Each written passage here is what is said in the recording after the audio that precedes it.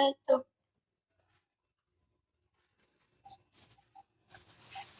Terima kasih atas kesempatannya yang diberikan kepada kami kelompok belajar Mawarwangi untuk mengikuti kreasi kemerdekaan Republik Indonesia yang ke-77 tahun. Kilas sejarah perjuangan bangsa Indonesia dalam Perang Padri. Perang Padri terjadi di tanah Minangkabau, Sumatera Barat pada tahun 1803 sampai 1837 dan dipimpin Tuanku Imam Bonjol yang mempunyai nama asli Muhammad Sahab yang lahir pada tanggal 1 Januari 1772. Beliau putra ulama terkemuka dari Sungai Rimbang Suliki. Ayahnya bernama Khatib Bayanuddin Sahab dan ibunya bernama Hamatun. Perang Padri sebenarnya perlawanan kaum Padri terhadap dominasi pemerintah Hindia Belanda di Sumatera Barat. Perang ini bermula dari adanya pertentangan antara kaum Padri dan kaum adat dalam masalah praktek keagamaan. Pertentangan ini dimanfaatkan sebagai pintu masuk bagi Belanda untuk ikut campur tangan dalam urusan Minangkabau.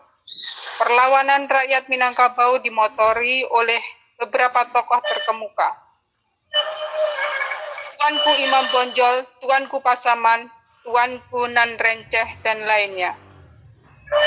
Perang Padri dimulai pada tahun 1803, ketika 3 orang Minangkabau pulang dari Makkah usai menjalankan ibadah haji di Tanah Suci.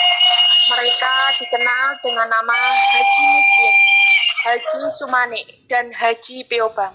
Ketiga haji ini awalnya berniat memperbaiki syariat Islam di Minangkabau yang belum sepenuhnya dijalankan.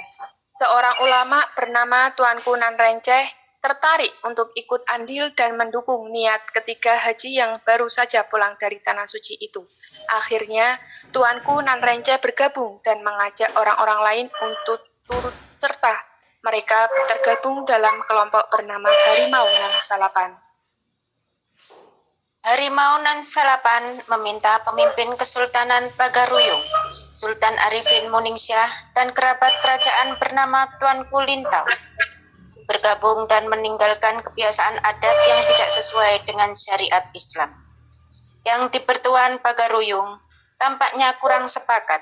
Sultan Arifin Moningsyah masih tidak ingin meninggalkan tradisi atau kebiasaan yang tidak sesuai dengan ajaran Islam, seperti sabung ayam, judi, serta minum-minuman keras. Menanggapi hal ini, kaum Padri atau kelompok agamis terpaksa menggunakan cara keras untuk bisa mengubah kebiasaan itu, sekaligus dengan melaksanakan amar ma'ruf nahi mungkar. Perangan antar saudara di ranah Minang pun tak terelakkan.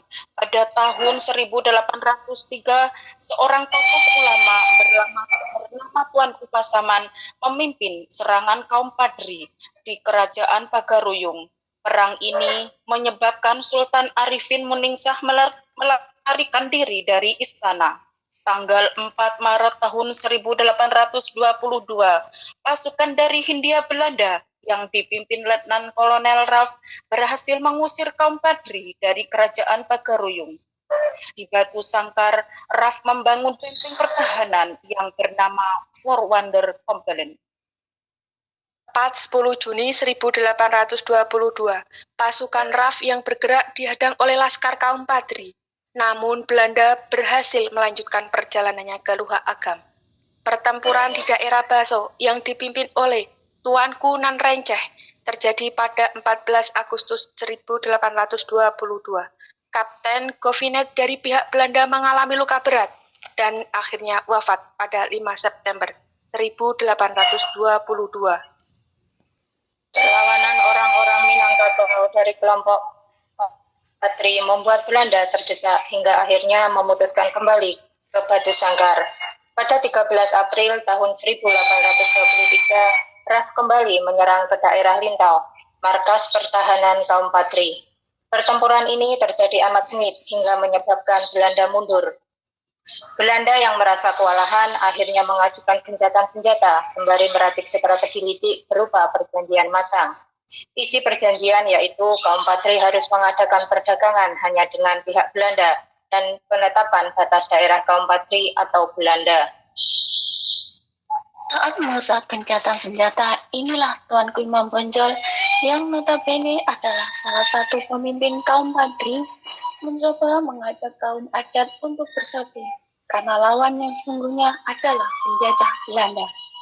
Perdamaian dan kesepakatan untuk bersatu antara kaum Padri dan kaum adat akhirnya tercapai. Kesempatan damai yang diadakan di Bukit Marapalam, Kabupaten Tanah Datar dikenal dengan nama lakap Puncak Pato. Hasilnya adalah perwujudan konsensus bersama yakni adat Basyandi Syarak Basyandi Kitabullah, yang artinya adat Minangkabau berlandaskan kepada agama Islam, sedangkan agama Islam berlandaskan kepada Al-Quran. Belanda kembali memusatkan fokus ke Minangkabau. Pasukan kolonial membangun benteng di bukit tinggi bernama Fort de Cook pada 11 Januari 1833. Pertahanan Belanda diserang oleh pasukan gabungan kaum Patri dan kaum adat yang dipimpin Tuanku Imam Bonjol. Peperangan pun dimulai. Tuanku Lintau, apakah semua sudah berkumpul? Sudah, Tuanku. Kaum Padri dan kaum adat, apakah kalian sudah siap? Siap, Tuanku. Serbu!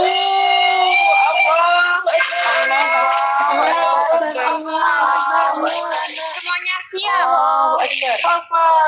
Allah Akbar. Kita diserang, semuanya siap. Apa yang terjadi, Chen? Kita telah diserang kedua kaum itu, Jenderal. Sepertinya kita akan kalah lagi. Mereka berperang like crazy. Membara dengan mengandalkan kekuatan kita. Tidak akan menang.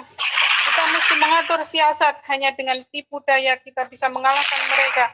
Ayo kita mundur. Mundur.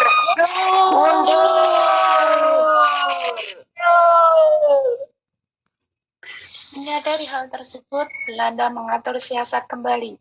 Belanda berdalih bahwa kedatangan mereka hanya untuk berdagang dan menjaga keamanan dengan rakyat Minangkabau.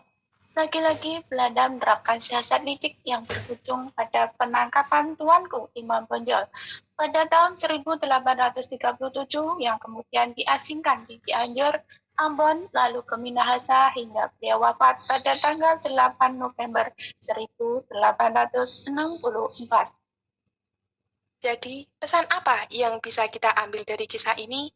Bahwa persatuan dan kesatuan adalah salah satu dasar dalam bernegara, beragama, dan berkeluarga. Karena perpecahan akan menimbulkan kerapuhan. Kerapuhan akan menimbulkan kehancuran.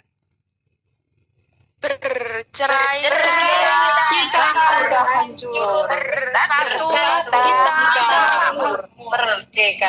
merdeka. Dirgahayu Republik Indonesia yang ke-77 tahun. Pulih lebih cepat, bangkit lebih kuat. Akhiran Wassalamualaikum